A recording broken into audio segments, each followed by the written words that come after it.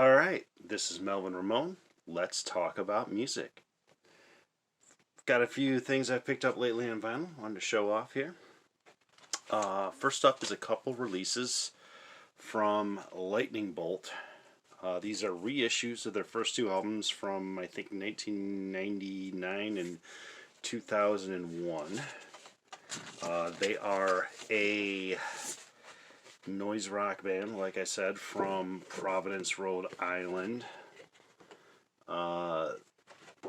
It's a bass drum duo.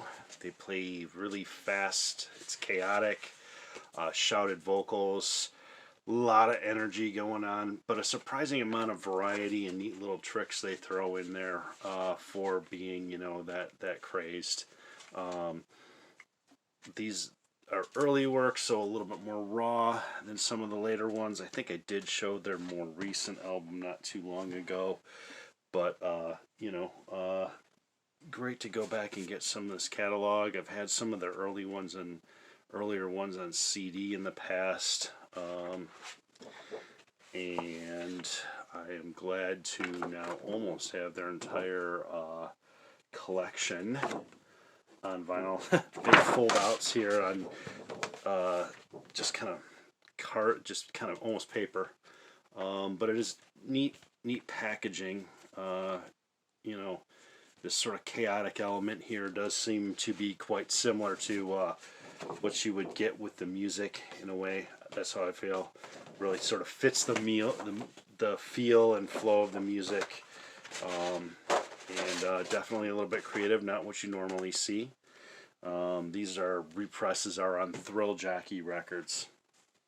Next up, kind of on a whim, I got myself La Fortura, which is the most recent ZZ Top album. This is pressed on two 12 inches at 45 RPM. They're just black vinyl, nothing exciting there. As were those Lightning Bolts, which do come in colors. I just didn't happen to get them.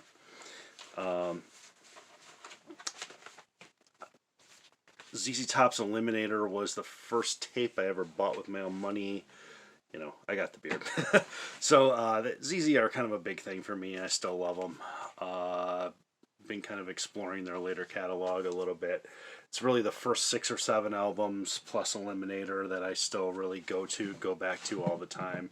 But there's good stuff on all of the things past the 80s. I think good track here and there, and Billy Gibbons' guitar tone and playing are always a joy to hear, always really excellent.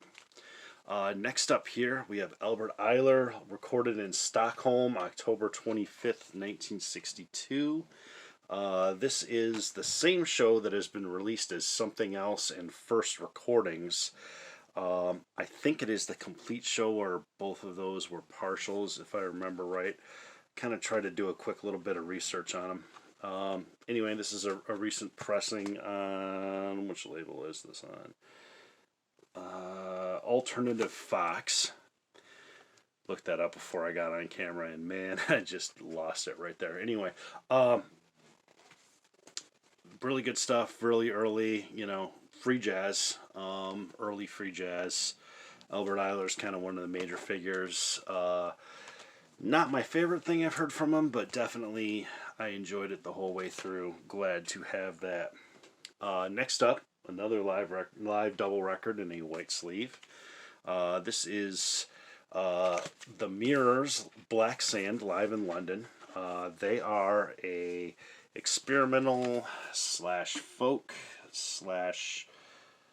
psychedelic band from somewhere in the Arizona desert, is the description I've heard. Real krautrocky, long, kind of hypnotic, lots of guitar effects type jams. This is the second record I've owned from them. I've owned another studio album. Kind of what I expected. They stretch out a little bit in the live setting here. I was real happy with this one, and I'm going to be exploring more of their catalog.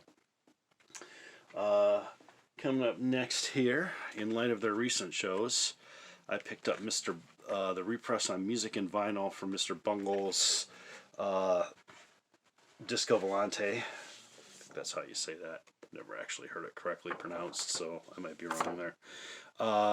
This is their second album. Of course, it's well known because it's Mike Patton, who was the singer for Faith No More. This is, if you take all of Faith No More's chaotic, eclectic influences and just amped them all up and kind of turned down necessarily the metalness, although these guys do get pretty heavy and wild too. That's what you get with Mr. Bungle. This is like I said, this is the music and vinyl repressing. I did previously own I do own the Plain Records recording, which I picked up right when they did it. That was sort of before I had heard much about Plain Records, and unfortunately that pressing sounds terrible. This one is much better sounding. It's still a tough record to get onto vinyl because there are some very, very quiet parts and some very loud parts. And it's not short. It's just not quite where it would be too long to put on vinyl, but on one record. But it is a pretty chaotic record. It didn't come with the bonus 7-inch though, so I think I'm gonna have to keep the Plain Records one because that does have the bonus 7-inch. The sleeve is actually much nicer on this one too. Next up here, I ordered this. Was a limited release from Amphetamine Reptile. This was it's by the Seahorse. They are a noise rock band from Minneapolis, Minnesota. This is a hand silkscreen cover, I think, or hand printed cover. It was a limited edition. It is on a pretty crazy color of vinyl. Let me show that off a little bit here. I'm generally just a black vinyl guy, but I got to admit that looks pretty cool. It's a part of an ongoing series of limited edition things that they do at AmRep. They're a little pricey, and you kind of have to get up right on that Sunday and order it right on time. Otherwise, they do sell out pretty quickly.